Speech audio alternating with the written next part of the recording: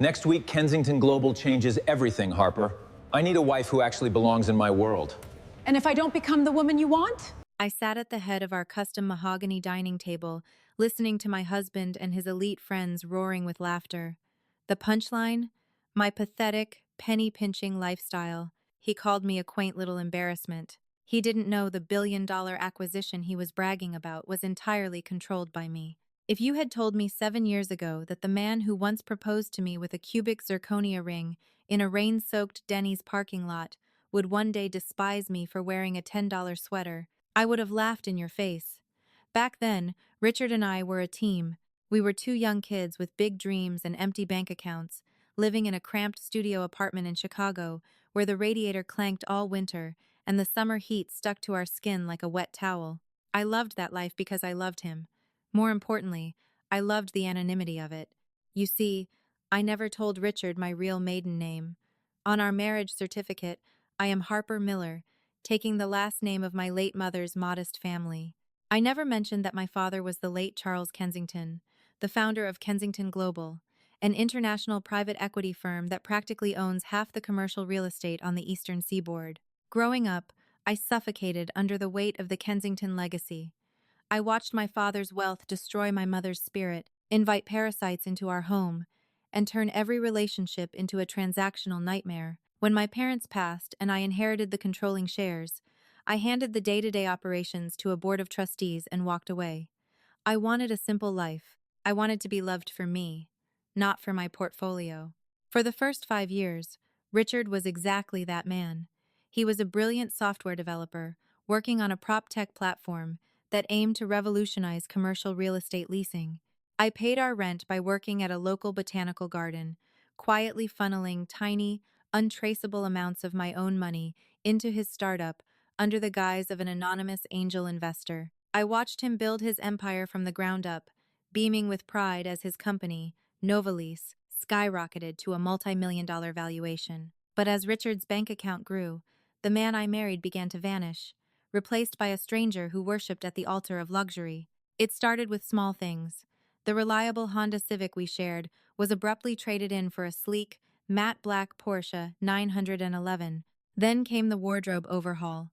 Out went the comfortable flannel shirts, replaced by custom-tailored Italian suits and Rolex watches that cost more than some people's homes. Eventually, we moved out of our cozy neighborhood and into a sprawling, sterile modern mansion in a gated community in the hills.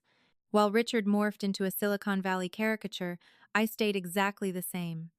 I still drove my beat-up 2012 Volvo station wagon because it held my gardening supplies perfectly.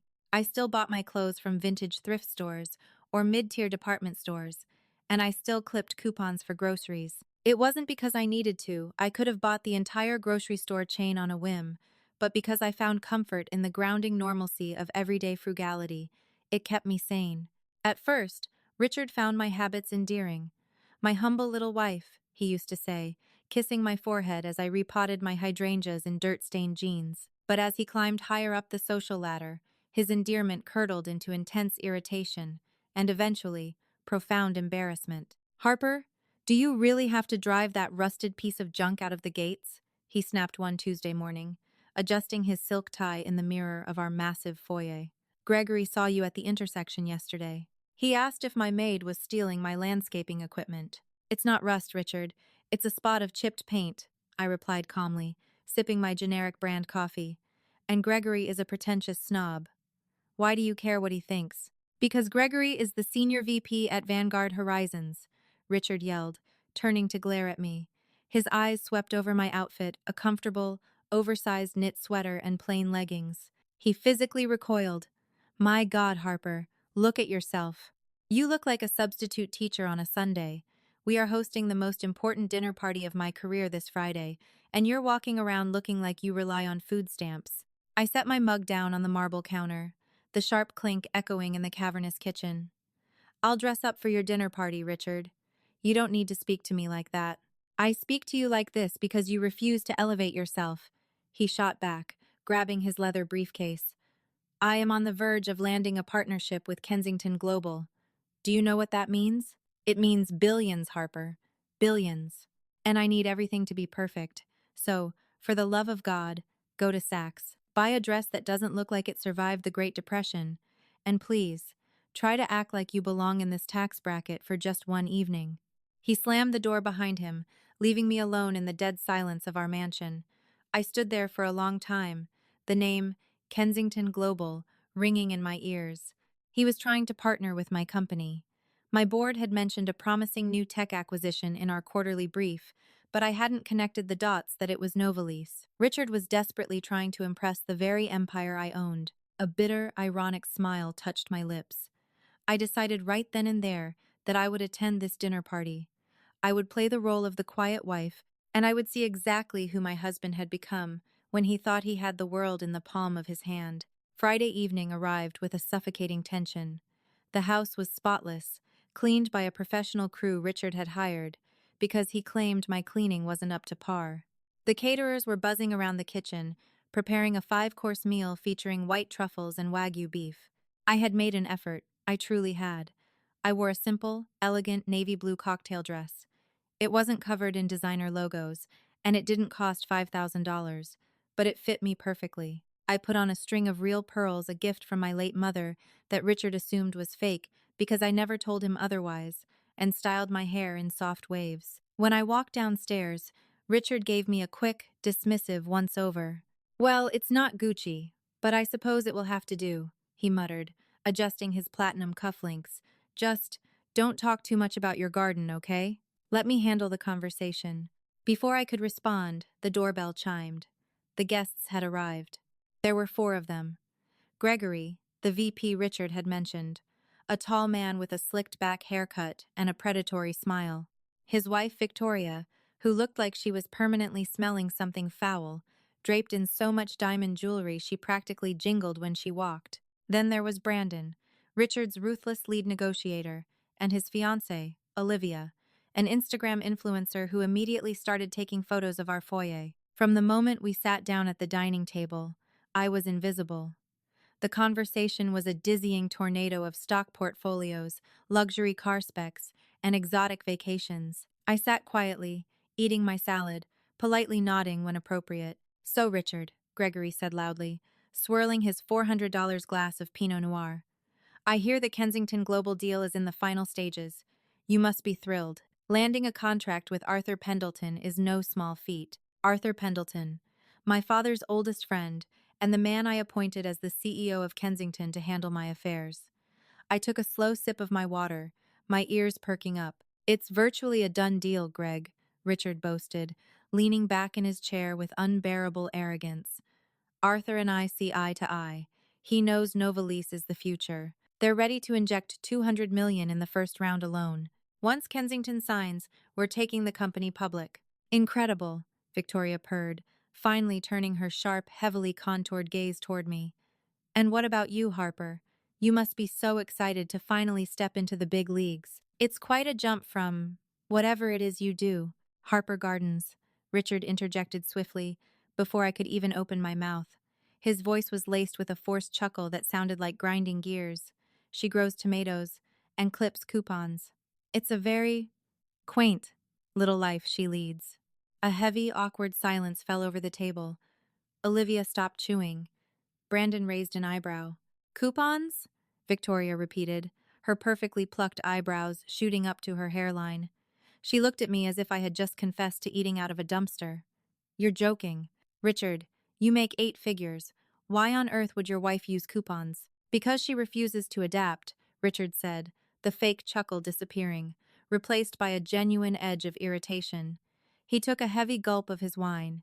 He was performing for them now, throwing me to the wolves to prove he was part of their pack. I try to buy her nice things. I tell her to go to Milan, to buy some Louis Vuitton. But no. Just last week, I caught her arguing with a cashier at the grocery store over an expired 50-cent discount on laundry detergent. It's mortifying.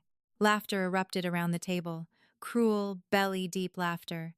"Oh, Harper, that is just tragic," Gregory wheezed, wiping a tear from his eye. 50 cents? What do you do with those massive savings?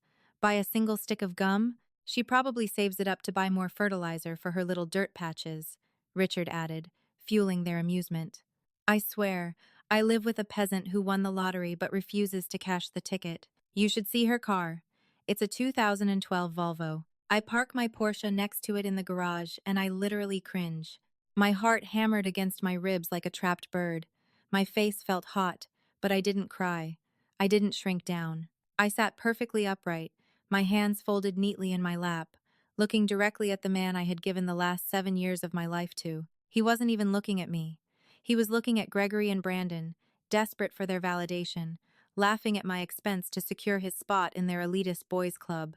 I think there is value in remembering where you came from, I said, my voice quiet but firm, cutting through the fading laughter. Money can buy many things, Victoria, but it can't buy class, and it certainly can't buy character. Victoria's smirk hardened into a scowl. Gregory cleared his throat, looking away. Richard's face flushed a dark, angry red. All right, Harper, that's enough, he snapped, his tone laced with venom. Don't try to dress up your cheapness as some sort of moral superiority. It's just embarrassing. Why don't you go to the kitchen and check on the dessert? Let the adults talk business. He was dismissing me, like a child, like a servant in my own home. I looked at him for a long, agonizing second. I saw the contempt in his eyes, the absolute disdain for the woman who had paid his rent when he was a nobody. The love I had held onto for so long finally snapped, cleanly and completely, like a dry twig under a heavy boot. Of course, Richard, I said smoothly, pushing my chair back. I offered a chillingly polite smile to the guests.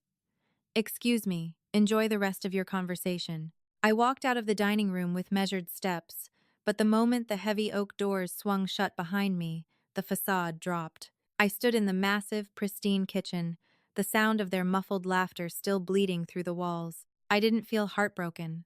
I felt a cold, hyper-focused clarity. Richard had shown me exactly who he was. He valued status over loyalty and cruelty over partnership. He thought I was a powerless, simple-minded burden holding him back from his magnificent destiny. He had no idea that his destiny was currently standing in the kitchen, staring at the espresso machine. 10 minutes later, the kitchen door aggressively pushed open. Richard stormed in, his jaw clenched, his eyes blazing with fury. He checked over his shoulder to make sure the door was fully closed before advancing on me. "What the hell is wrong with you?" he hissed, keeping his voice to a harsh whisper. "With me?" I asked calmly, crossing my arms. "You just publicly humiliated me in front of your colleagues, Richard. You invited them into our home just to use me as a punchline." "I used you as a punchline because you are a joke," he fired back, stepping into my personal space. The smell of expensive wine and arrogance rolled off him. "I am trying to close the biggest deal of my life, Harper. I need these people to respect me. And how can they respect me when my wife sits there in a cheap dress, talking like a Midwest soccer mom? Victoria was laughing at you." "I don't care about Victoria," I said, my voice completely devoid of emotion. "And I don't care about your precious deal. You crossed a line tonight." Richard let out a dark, scoffing laugh. "I crossed a line? Let me make something crystal clear to you, Harper. Next week, I am signing with Kensington Global. I am going to be worth hundreds of millions of dollars. I am ascending to a completely different stratosphere. And if you don't get your act together, drop this pathetic poor girl aesthetic, and start acting like a billionaire's wife, I will leave you behind. I'll find someone who fits the role. Am I understood?" He glared at me, waiting for me to cry, to apologize, to beg him not to leave. He waited for the simple, insecure Harper to yield to his dominance. Instead, I looked him dead in the eye and smiled, a genuine, terrifying smile. "Loud and clear, Richard," I said softly. "I promise you, by next week everything will change." He blinked, slightly unnerved by my calm demeanor, but his ego quickly brushed it aside. "See that you do," he muttered, adjusting his jacket. "Now, tell the caterers to bring out the tart, and stay in here. You've done enough damage for one night." He turned and marched back out to his sycophants. I waited exactly 3 seconds before pulling my phone out of my pocket. I bypassed my usual contacts and opened a secure, encrypted messaging app I rarely used. I dialed a number that only 3 people in the world had. It rang twice before a deep, refined voice answered. "Harper," Arthur Pendleton said, genuine warmth in his tone. "To what do I owe the pleasure? It's rather late on the East Coast." "Hello, Arthur," I said, leaning against the cold marble counter. I need a favor. Are you still handling the acquisition negotiations for a prop tech firm called NovaLease? There was a brief pause, the sound of paper shuffling in the background. Yes, actually, the board is quite impressed with their software. We have the final signing meeting scheduled for next Wednesday at our regional office in Los Angeles. Why do you ask, my dear? Because the CEO of NovaLease is Richard Miller, I said. Another pause, this one much heavier. Arthur, being my father's closest confidant, was one of the few people who knew I had married Richard. He also knew I had kept my identity a total secret from him. I see, Arthur said slowly, his tone shifting from warm to strictly professional. Does Mr. Miller know that his prospective acquirer is completely owned by his wife? No, I replied, looking out the kitchen window at my beat-up Volvo sitting in the driveway, and I'd like to keep it that way until Wednesday. I want to attend that meeting, Arthur. Arthur chuckled softly, a low, rumbling sound. Harper, you haven't stepped foot in a board meeting since you were 22. If you walk into that room, it's going to cause an earthquake. That's exactly what I'm hoping for, I said, my voice hardening. Draw up the papers, Arthur. Prepare the absolute worst-case scenario buyout clause. I want to be the one sitting across from him when he comes to sign his life away. And Arthur? Yes, Harper? Make sure my name is the only one on the final approval line. Consider it done, Arthur said, the fierce loyalty evident in his voice. I will send a private jet to pick you up on Tuesday. Have a good evening, Madam Chairman. I hung up the phone and slipped it back into my pocket. I looked at the extravagant, multi-layered dessert the caterers were preparing to serve to my husband and his friends. Richard thought he was a king presiding over his court, utterly oblivious to the fact that the very ground he built his castle on belonged to me. He wanted me to act like a billionaire. He was about to find out just how ruthless a Kensington could be. The days leading up to Wednesday were a masterclass in psychological endurance. Richard strutted around our home like a conquering emperor who had already won the war. Buoyed by the certainty of the Kensington Global deal, he began spending money he didn't even technically have yet. On Monday afternoon, he pulled into the driveway in a brand-new, custom-ordered Aston Martin. He proudly announced he had financed it using a short-term mezzanine loan, borrowing against his soon-to-be liquidated equity in NovaLease. You have to dress for the job you want, Harper, and drive the car of the man you are, he had boasted, tossing the heavy keys onto the kitchen counter. He didn't even ask how my day was. He just looked at my flour-dusted apron and sighed, shaking his head before retreating to his study with a bottle of scotch. I spent Tuesday morning packing.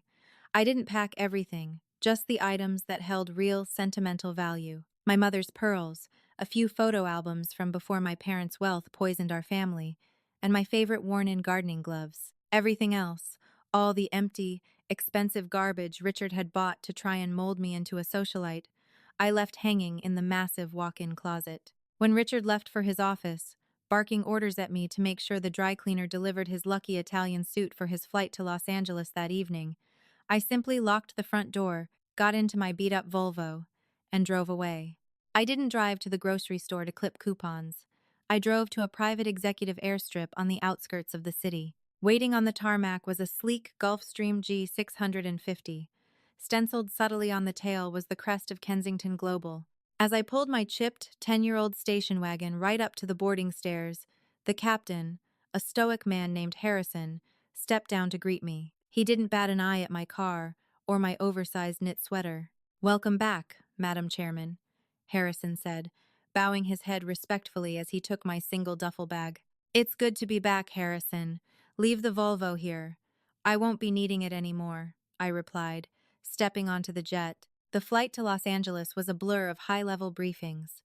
Arthur Pendleton had boarded the jet in New York and was waiting for me in the main cabin, surrounded by stacks of legal briefs and financial audits. Arthur was a silver-haired shark of a man, fiercely loyal to my late father and entirely protective of me. "He's severely over-leveraged," Arthur said, sliding a dossier across the polished walnut table as we cruised at 40,000 feet. "Your husband has taken out massive personal loans to fund his lifestyle, banking entirely on this acquisition payout. Furthermore, NovaLease is burning through cash at an alarming rate. Without our $200 million injection, the company will default on its operational debts in less than 45 days. I read through the financials, feeling a cold knot form in my stomach. The man I had loved was not just arrogant, he was reckless.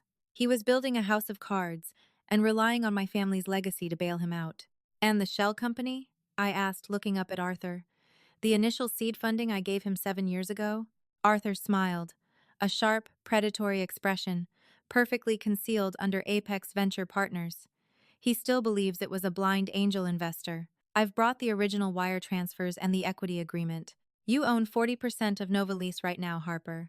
This buyout was merely for the remaining 60. Good, I murmured, closing the dossier. Let him hang himself. When we landed in Los Angeles, I was whisked away to a luxury hotel where a personal stylist and tailor, arranged by Arthur, were waiting. Richard had demanded I dress like a billionaire's wife. I decided to oblige him, but not in the tacky, label-obsessed way he preferred. I was fitted into a bespoke, razor-sharp charcoal suit by a master tailor. It was understated, completely devoid of logos, but the cut and the fabric screamed old money and absolute authority. I traded my comfortable flats for a pair of black stiletto pumps. My hair, usually tied in a messy bun, was blown out sleek and straight. Finally, I fastened a vintage Patek Philippe watch around my wrist and put on my mother's real, flawless diamond studs. When I looked in the mirror on Wednesday morning, the quiet, coupon-clipping gardener was gone. Staring back at me was Harper Kensington.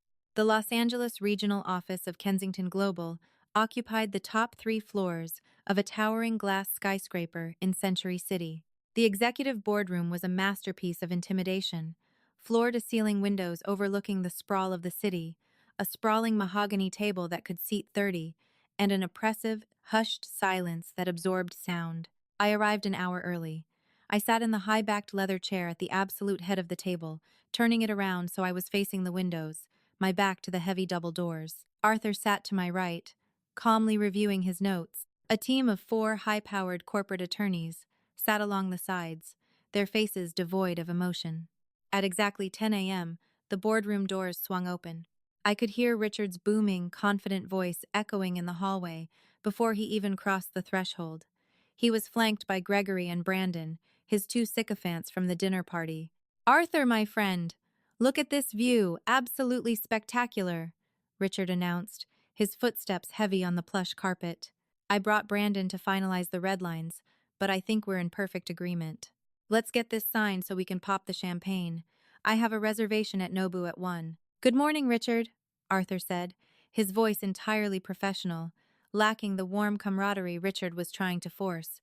"Please, take a seat." I heard the scraping of chairs as Richard, Gregory, and Brandon sat down at the opposite end of the long table. "I see we have the legal cavalry here," Richard chuckled, a hint of nervousness creeping into his voice at the sight of the unsmiling lawyers. "Is there a problem with the term sheet?" "The term sheet has been completely restructured, Mr. Miller," Arthur replied smoothly, folding his hands on the table. "As you know, Kensington Global is a privately held entity. While I am the CEO, I answer directly to our majority shareholder and chairwoman of the board. She has taken a personal interest in the NovaLease acquisition, and her final approval is required to proceed." "The chairwoman?" Richard asked, sounding confused. "I thought Charles Kensington's daughter was a silent partner. I was told she never involves herself in daily acquisitions. She makes exceptions for matters of intimate importance," Arthur said. "Well, fantastic," Richard said, his arrogance returning in a flash. He clapped his hands together. "Where is she? I'd love to pitch her the long-term vision of the platform. I'm sure once she hears my strategy, she'll be thrilled to have me on board." I took a slow, deep breath, staring out at the Los Angeles skyline. My heart wasn't racing. I felt nothing but absolute, freezing calm. "You can pitch her right now, Mr. Miller," Arthur said. I gripped the armrests of my chair and slowly swiveled around to face the room. The silence that fell over the boardroom was so absolute, so dense, it felt like the air had been sucked out of the room. Richard was leaning forward, a confident, winning smile plastered on his face. The moment his eyes met mine, the smile didn't just fade, it shattered. The color drained from his face so fast he looked as though he were about to faint. His jaw dropped, and he blinked rapidly, as if his brain was violently rejecting the visual information his eyes were sending it.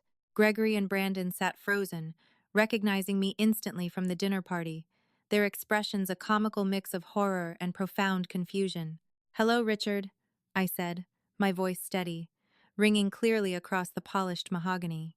Richard let out a strangled, breathless sound. He looked at me in my bespoke suit, the diamonds, the commanding posture, and then he looked at Arthur. "Harper," Richard croaked, his voice cracking. What is this? What is she doing here? Arthur, is this some kind of joke?" "I assure you, Mr. Miller, Kensington Global does not play jokes," Arthur said coldly. "Allow me to formally introduce you to Harper Kensington, chairwoman, majority shareholder, and ultimate authority of this firm." "No," Richard whispered, shaking his head. He gripped the edge of the table, his knuckles turning white. "No, that's impossible. Her name is Harper Miller. She, Gardens. She drives a 10-year-old Volvo. This is insane." "My mother's maiden name was Miller, Richard," I said, leaning forward and resting my elbows on the table. "I kept it to protect myself from men exactly like you, men who worship wealth and status above loyalty and love. I wanted a husband, not a gold digger. For a while, I thought I had found one." "Harper, honey, please," Richard pleaded, his voice dripping with sudden, desperate panic. He started to stand up. "I don't understand. If you own all this, why did we live like that? Why didn't you tell me? We could have." "We could have what, Richard?" I interrupted, my voice cracking like a whip. "Bought a bigger mansion? Laughed at more people who use coupons? Humiliated more wives in front of their husbands' sycophants?" Gregory visibly flinched at the reference to the dinner party and looked down at his shoes. Brandon looked like he wanted to crawl under the table. "That dinner. Harper, I was just blowing off steam. It was a joke," Richard stammered, sweating profusely now. The alpha male facade had completely evaporated, leaving behind a terrified, small man. "You know I love you. We're a team. We built this together." "No, Richard," I corrected him, pulling a file from the stack in front of me and sliding it down the long table. It stopped perfectly in front of him. "You built a facade. I built the foundation." Richard opened the file with trembling hands. "Those are the wire transfers from Apex Venture Partners," I stated calmly, watching his eyes widen in terror as he read the documents. "The anonymous seed funding that saved you from bankruptcy 7 years ago. That was my money, Richard. The money I saved by clipping coupons and driving a used car. I funded NovaLease. I own 40% of your company." "Oh my God," Brandon muttered under his breath, realizing the catastrophic scope of what was happening. "You own 40%, Richard repeated numbly, staring at my signature on the 7-year-old equity agreement. He looked up at me, his eyes red-rimmed and panicked. So what does this mean for the acquisition? We're merging? You're injecting the $200 million? "There is no injection," I said coldly. I gestured to one of the attorneys, who slid a second, much thinner folder down the table to Richard. "That is the revised term sheet," I explained, leaning back in my chair, looking down at him from the head of the table. "Kensington Global is no longer offering a $200 million partnership. We are executing a hostile buyout. I am purchasing your remaining 60% equity for exactly $12 million. Richard gasped as if he had been physically struck. "12 million? Harper, the company is valued at $300 million. 12 million barely covers the mezzanine loan I just took out. It won't even cover my operational debts. I'll be left with nothing." "You'll be left with exactly what you deserve," I said, my voice devoid of any sympathy. "You over-leveraged yourself to buy a lifestyle you couldn't afford, all to impress people who don't care about you. If you don't sign that buyout today, Kensington Global walks away entirely.